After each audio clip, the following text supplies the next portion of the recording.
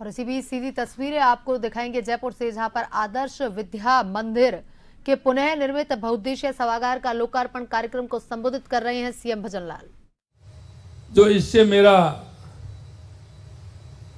नाता बहुत पहले से रहा है, चाहे वो विभिन्न कई प्रकार की बैठकों के माध्यम से रहा हो, चाहे मेरे सुपुत्रों की शिक्षा इस आदर्श विद्या मंदिर से हुई उसके कारण रहा हो, और मैं समझता हूं कि ये विद्यालय पूरे प्रदेश भर में इसकी जो पहचान है वो अलग ही है।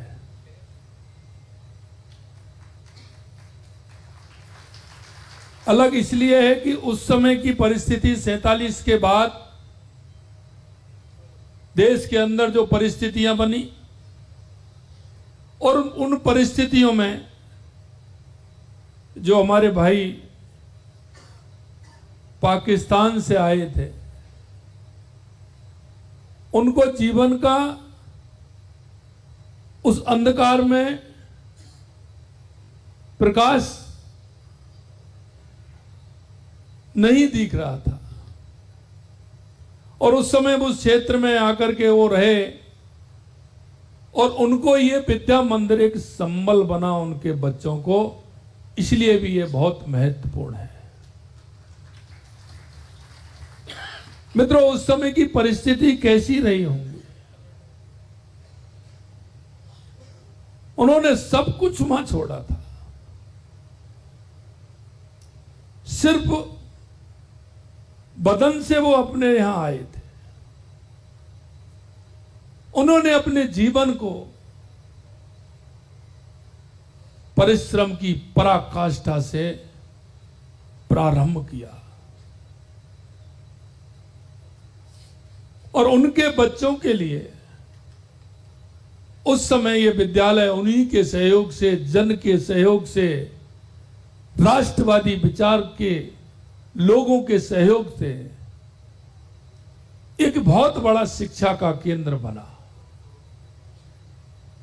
और मैं कह सकता हूं कि यह विद्यालय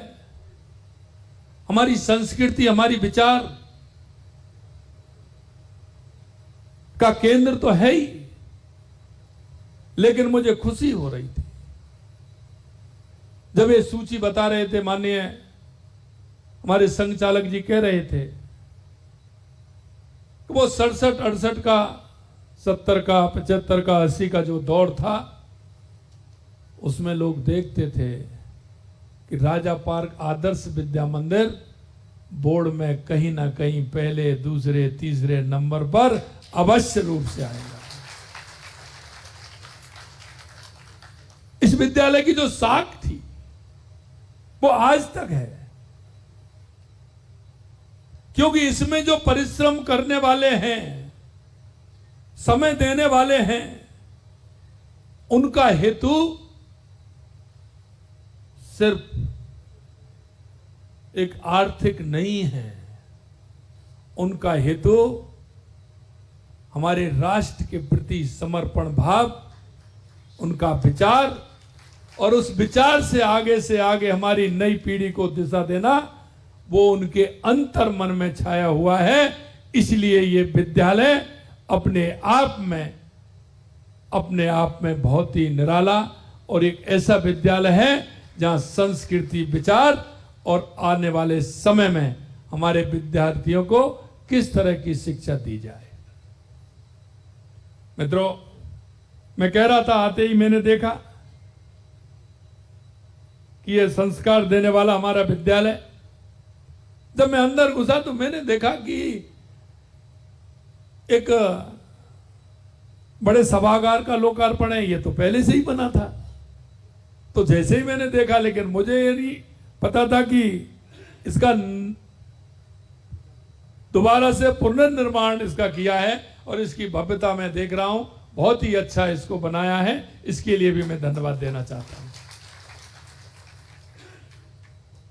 ये अब कभी कभी